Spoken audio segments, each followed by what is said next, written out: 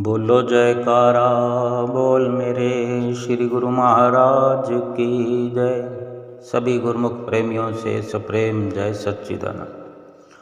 आप प्रगटे इस जगत में जीव काज संवारने, शब्द नाव बनाए सुंदर दुखद जीव उबारने।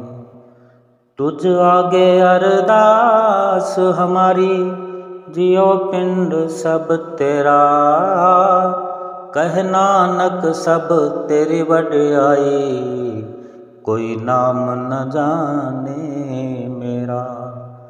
नम्रता और दीनता से भेंट सतगुरु लीजिए, मैं हूँ शरणागत तुम्हारा, दास अपना कीजिए।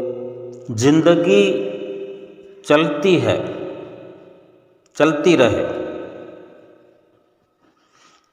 जिंदगी को जीते रहो, जिंदगी चल रही है चलते रहो। वक्त के साथ थोड़ा थोड़ा बदलते रहो। राह मुश्किल भी निकल जाएगी, ठोकरें खा के भी थोड़ा संभलते रहो। अंधेरा तो जुगनुओं से भी घबराता है, सूर्य न भी हो तो चरागों की तरह जलते रहो। उम्र भर कोई यहाँ पर साथ नहीं देता, अकेले होकर भी थोड़ा थोड़ा हंसते रहो। कोई खुशबू कोई स्थिति ऐसी नहीं जो जिंदगी भर एक सी रहती हो।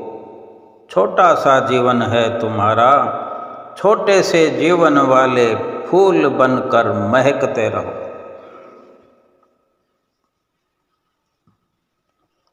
जीवन जो है हर पल प्रतिपल बदलता है, परिवर्तनशील है। पूरा संसार परिवर्तनशील है। संसार की हर स्थिति एक जैसी नहीं रहती। कभी राह मुश्किल हो जाती है, कभी आसान हो जाती है। वो एक ही सफ़र है जो हम कर रहे होते हैं, तो उसी सफ़र में कभी आसानी, कभी मुश्किलें, कभी परेशानी, कभी दुख। जैसे आकाश का इतना बड़ा रूप है, किसी हिस्से में बादल होते हैं, किसी हिस्से में बरसात होती है, किसी हिस्से में पूरी धूप का दृश्य, सूर्य अपनी लालिमा बिखेर रहा होता है, कहीं सूर्य ढका हुआ होता है। यानी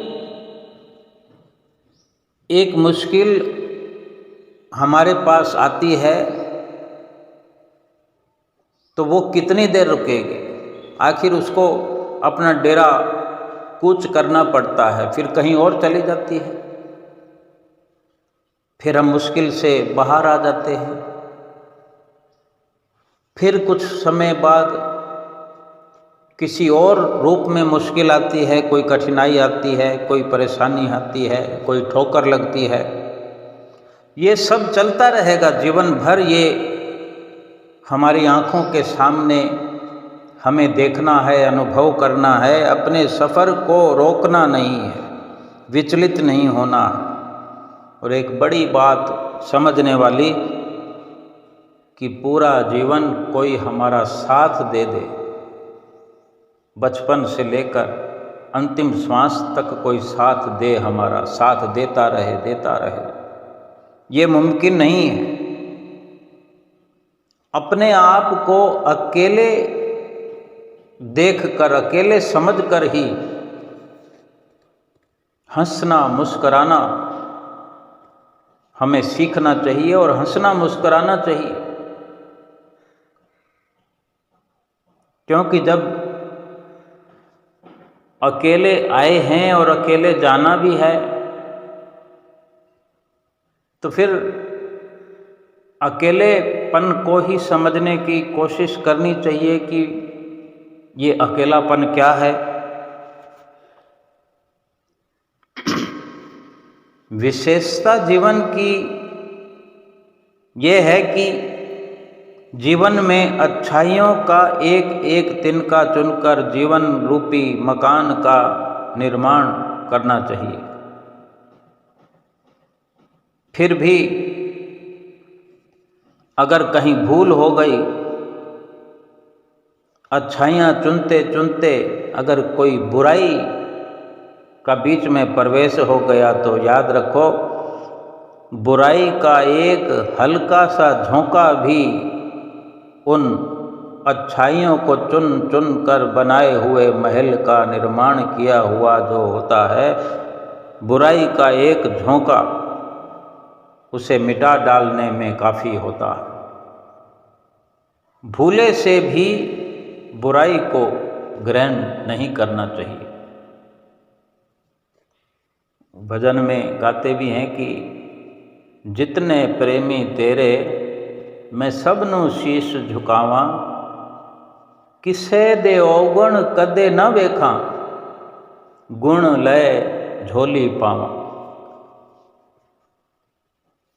यानी प्रभु से भी प्रार्थना करें कि ये प्रभु मुझे ऐसा बना दो, मेरा जीवन ऐसा कर दो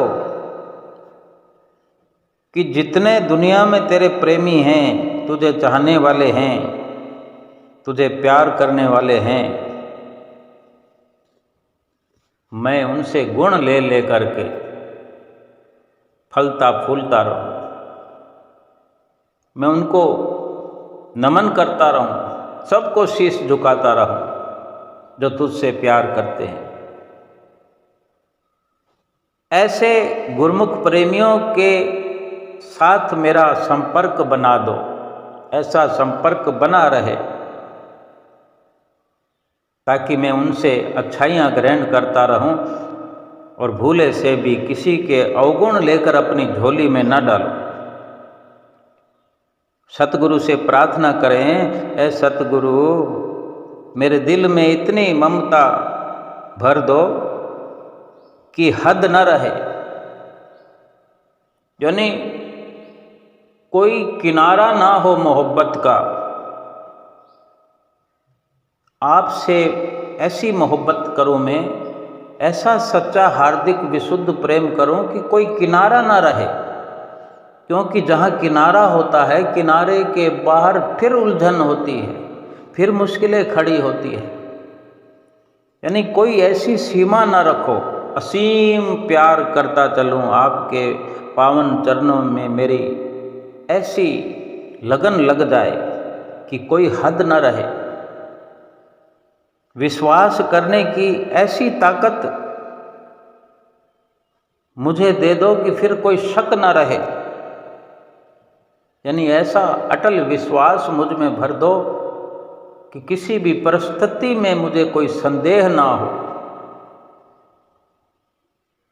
ऐसी वफा प्रदान करो कि फिर मैं आपकी बनाई सृष्टि में, आपके बनाए जीवों से किसी से भी बेवफाई न करूं, और कृपा इतनी मुझ पर करो कि मैं हर वक़्त सेवा सिमरन उठते बैठते चलते फिरते करता रहूं। सेवा और सिमरन की मेरे जीवन में कभी कमी ना हो।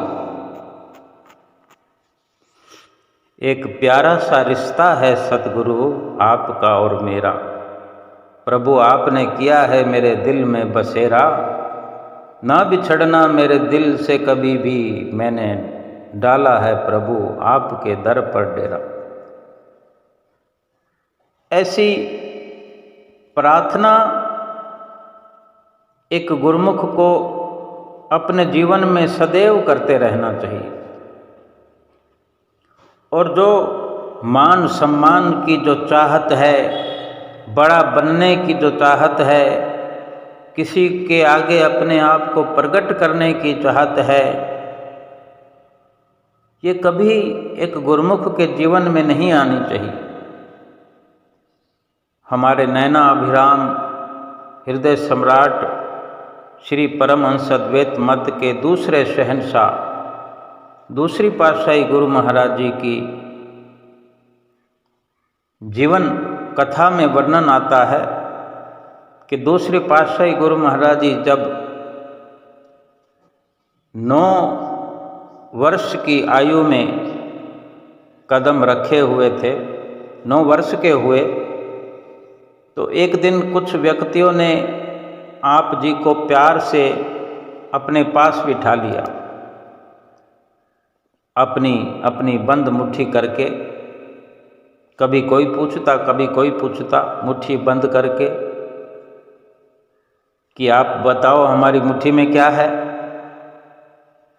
तो आप बाल अवस्था में उनकी ये बात सुनकर पहले तो मधुर मुस्कराहट बिखेरते हुए कहते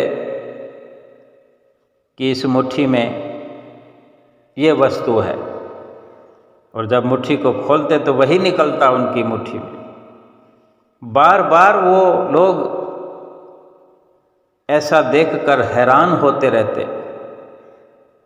भला घट घट की जानने वाले अंतर्यामी सतगुरु से कौन सी बात छिपी रह सकती है।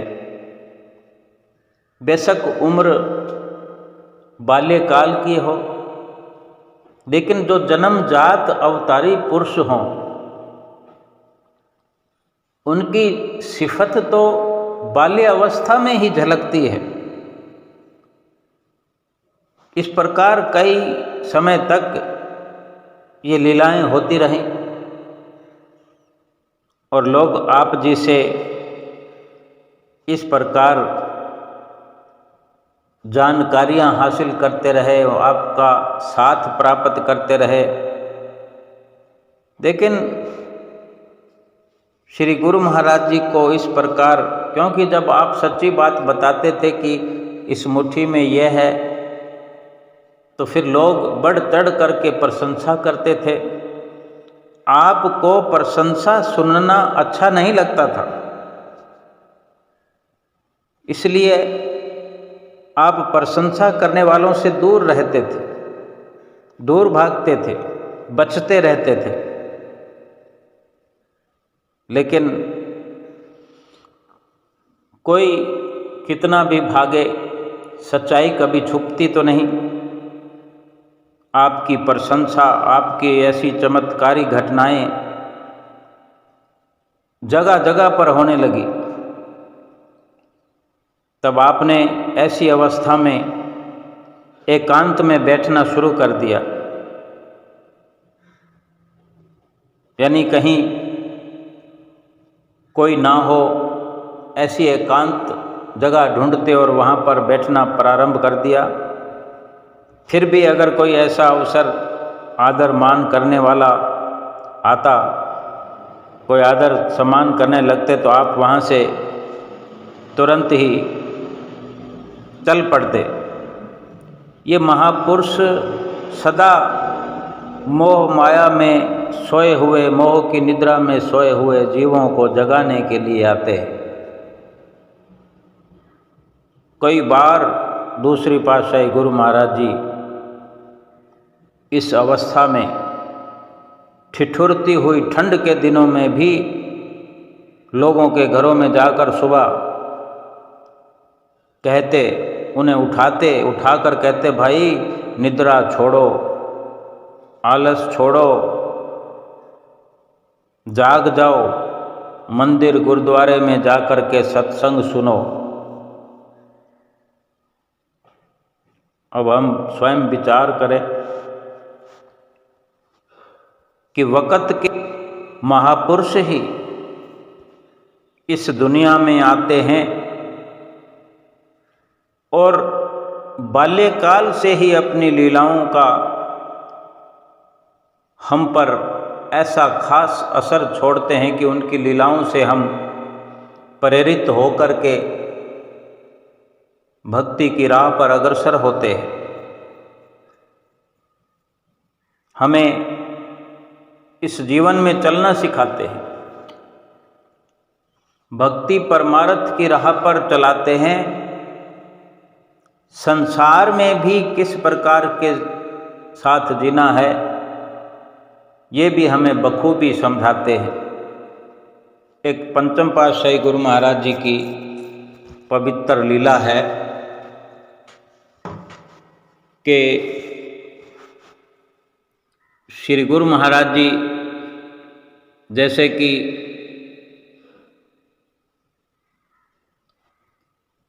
श्री आरती पूजा में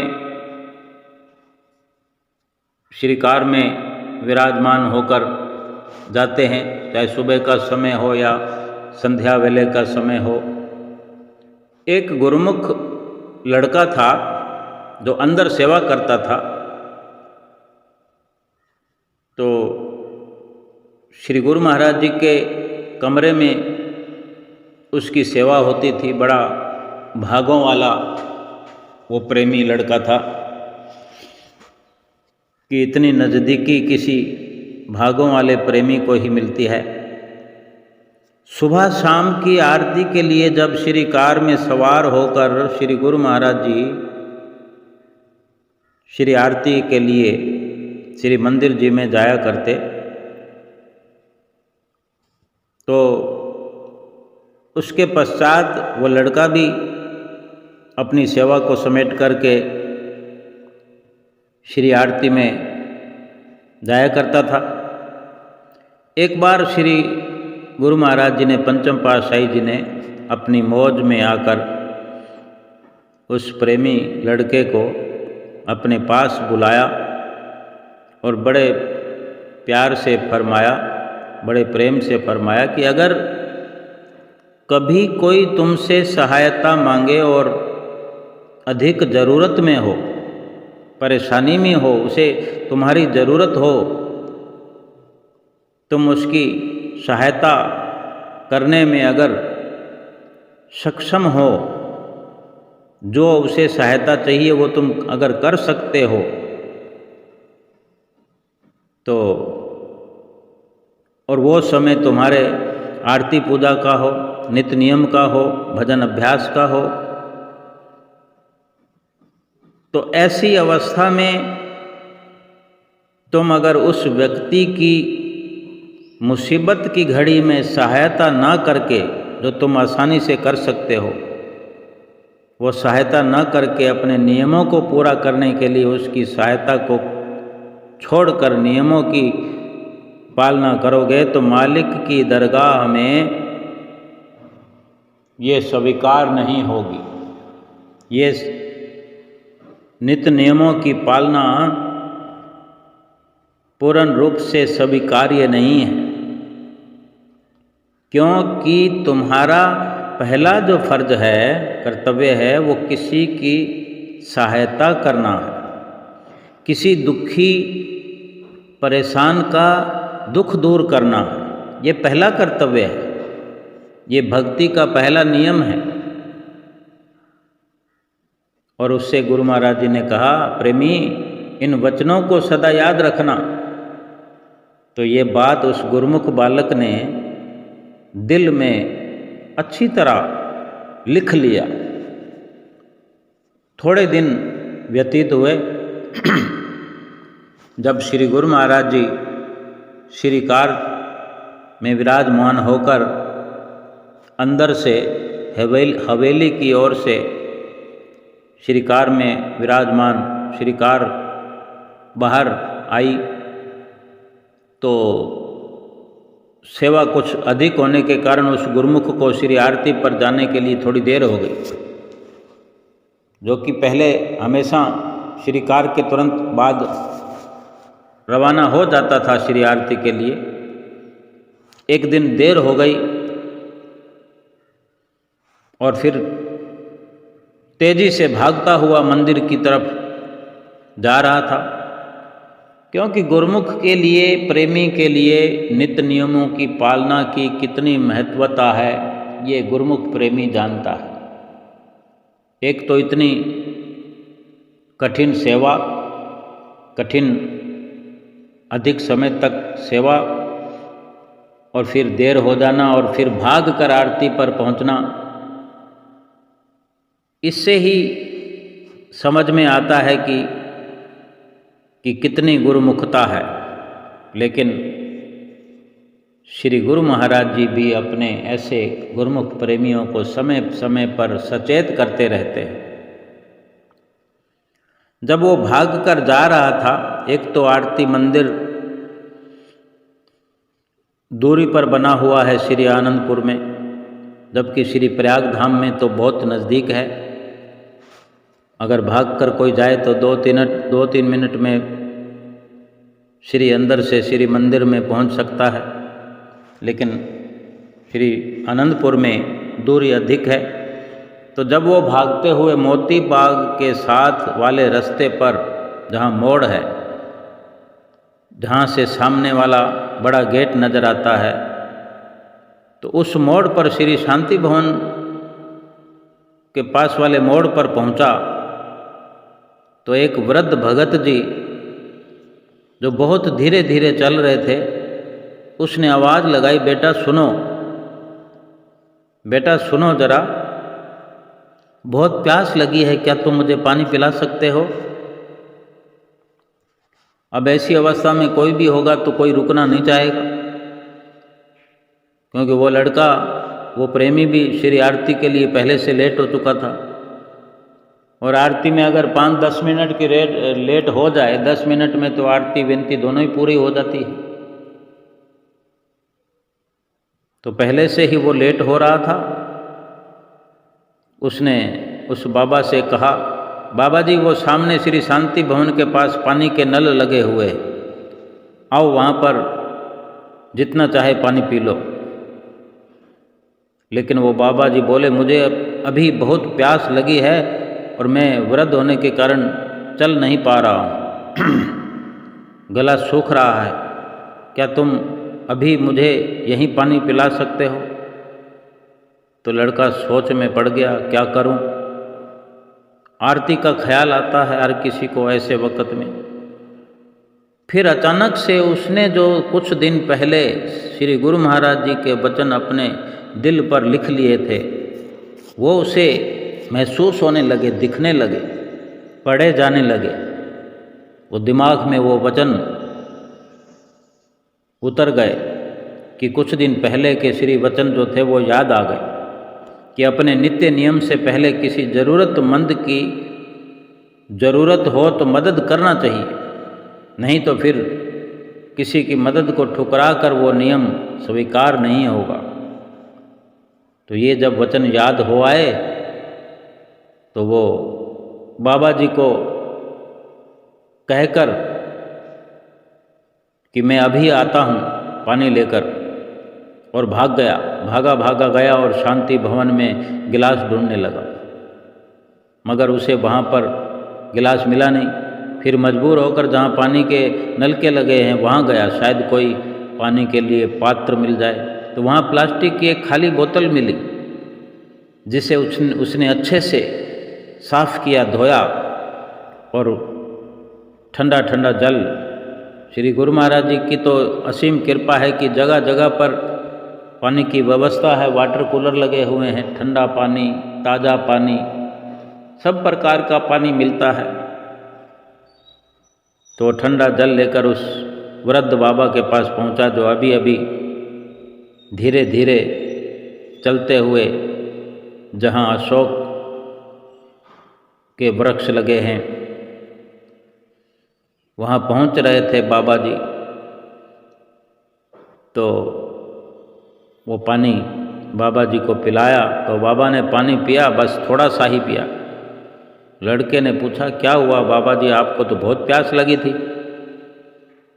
और बहुत थोड़ा सा ही पानी पिया, और पी लो। बाबा बोले, वो प्यास तो लगी ही रहेगी, वो पानी से नहीं मिटने वाली, वो प्यास तो पानी से कहाँ जाती है। इस प्रकार गूढ़ रहस्य से भरी हुई बात करके मंद मंद मुस्कुराकर बाबा चुप हो गए। लड़का कुछ समझ नहीं पाया, लड़का जल्दी में था ही, पहले ही उसका काम हो गया। फिर भी उसने पूछ लिया विनम्रता से कि कोई और सेवा हो तो बताओ।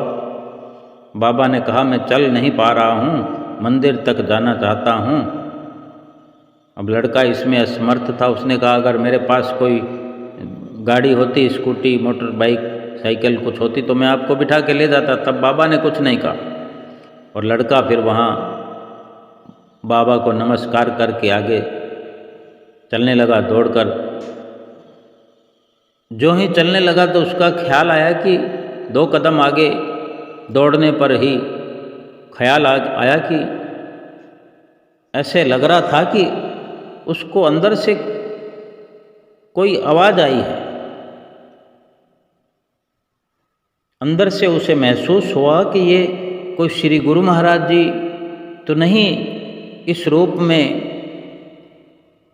मेरे साथ लीला रचा रहे हैं। ऐसा ख्याल आते ही पीछे देखा। जो ही पीछे देखा कि वहाँ तो कोई भी नहीं था। फिर तो उसने रुक गया, उसको आरती का ख्याल ही उसका हट गया और सोचने लगा, इधर देखा उधर देखा। जो चल नहीं सकता भला वो कहाँ भाग जाएगा। फिर वो थोड़ा ढूंढने की भी कोशिश करने लगा कि कहीं इधर उधर। ये तो उसके ख्याल थे, लेकिन सीधी सी बात है, जो चल नहीं सकता वो भागकर कहाँ जाएगा। कितनी देर होएगी, आधा मिनट भी नहीं हुआ। 4 कदम चला होगा और उसने पीछे देखा तो पीछे कोई नहीं था। तो फिर उसे समझने में देर न लगी कि इतनी जल्दी गायब हो जाना किसी का, ये इस बात का प्रमाण था कि वो श्री गुरु महाराज जी ही थे, जो कुछ दिन पहले दी हुई उस गुरमुख बच्चे, गुरमुख बालक को जो सीख दी थी, तो आप उसका परीक्षण कर रहे थे, परीक्षा ले रहे थे कि गुरमुख कितना अमल किया करते हैं। वो गुरमुख प्रेमी बालक इस बात से संतुष्ट था कि आज श्री गुरु महाराज जी के वचनों पर वो यथा योग्य चल पाया, जैसे भी सही। लेकिन उसने नित नियम से पहले किसी लाचार की मदद को उचित समझा, अपना कर्तव्य समझा, सतगुरु की आज्ञा व मौज पर चल पाया। तो फिर रात को जब दर्शन खुले, उस वक़्त में रात को दर्शन खुला करते थे और जब दर्शन खुलने वाले होते थे तो दर्शन हाल के किवाड़ बंद हुआ करते थे। आज तो हम देखते हैं कि अभी प्रयाग धाम में कुछ समय से श्री गुरु महाराज जी विराजमान थे, तो भी इतना अरसा हमें दर्शनों का अवसर मिला। तो श्री दर्शन हाल 4 बजे खुल जाता है, उसका ताला गेट खुल जाता है। 5 बजे श्री गुरु महाराज जी आकर सिंहासन पर विराजमान होते हैं। उससे पहले सभी गुरुमुख अपनी सुविधा के अनुसार दर्शन हाल में हाजिर होते रहते हैं, अपनी जगह चुन कर के आसानी से बैठते जाते हैं। लेकिन उस वक़्त दर्शन हाल जब बाहर भीड़ लग जाती थी गुरुमुख प्रेमियों की दर्शन हाल के बरामदों में, तब दर्शन हाल खुलते थे और गुरुमुख प्रेमी दरवाज़ों के आगे कभी इस दरवाजे के कभी उस दरवाजे, क्योंकि निश्चित नहीं होता था कि पहले कौन सा दरवाज़ा खुलेगा। गुरुमुख प्रेमी हर कोई भाग भाग करके सतगुरु के दर्शन करने चाहता है। सतगुरु के दर्शनों का क्या महत्व है, ये एक सतगुरु का सेवक प्रेमी गुरुमुख ही जानते हैं। तो जब रात को दर्शन खुले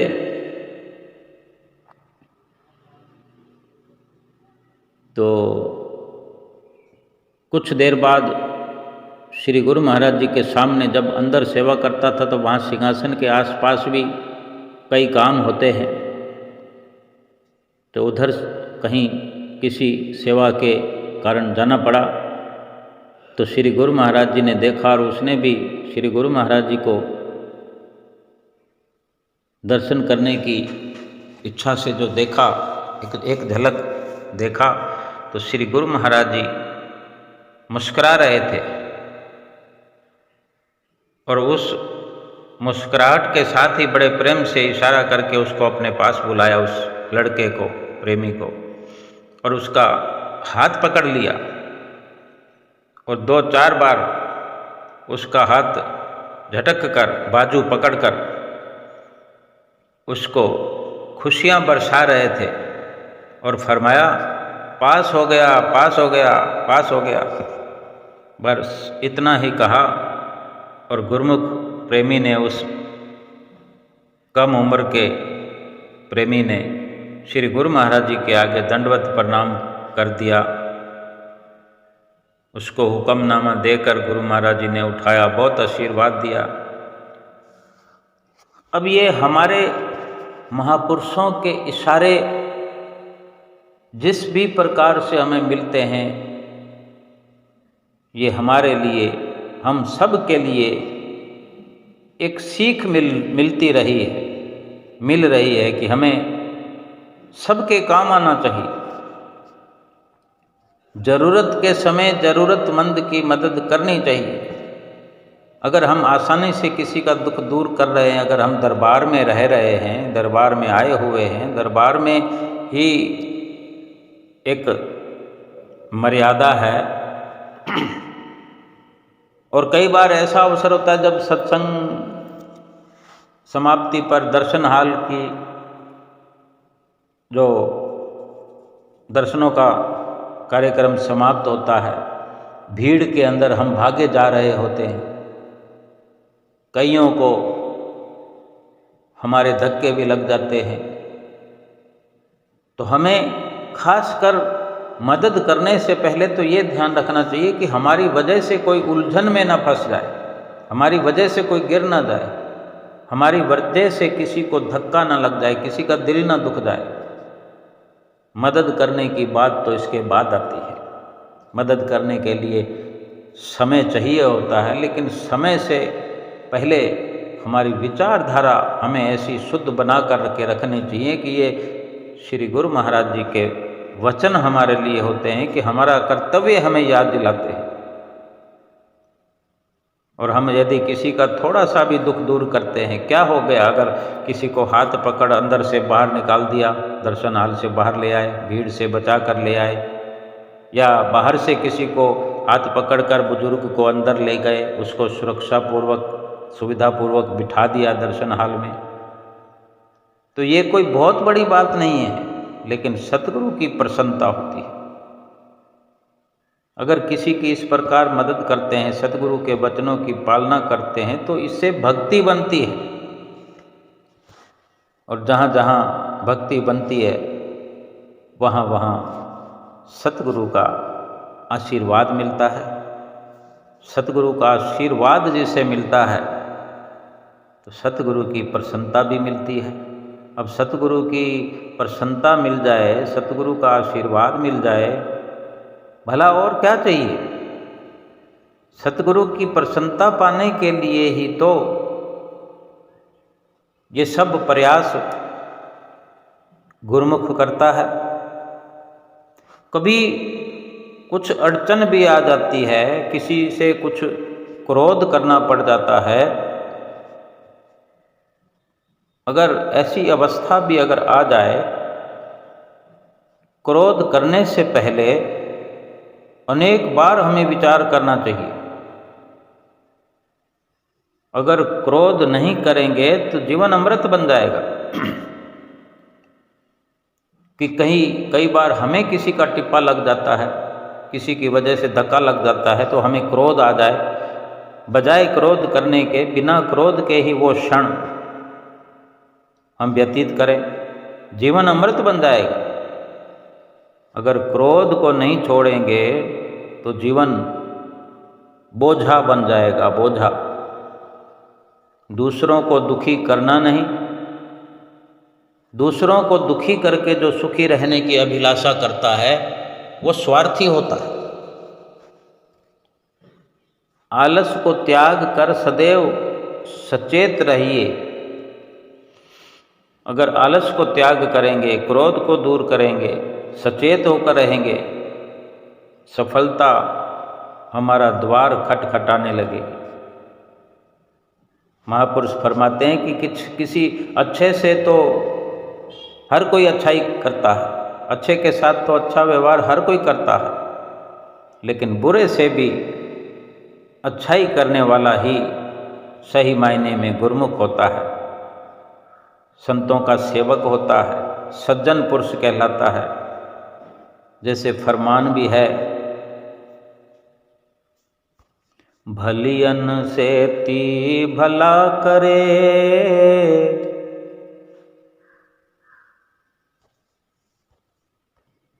ऐसे सब संसार बुरियन से ती भला करे, तय जग में विरले संसार। कि भलों से भला करने वाले तो बहुत मिल जाएंगे, लेकिन बुरे से भी कोई भलाई कर सकता है, ये विरले विरले संसार में सतगुरु के प्यारे होते हैं। हमें सतगुरु का प्यारा बन के रहना है, सतगुरु की प्रसन्नता का पात्र बनना है, लोक परलोक सुहेला करना है। बोलो जयकारा बोल मेरे श्री गुरु महाराज की जय।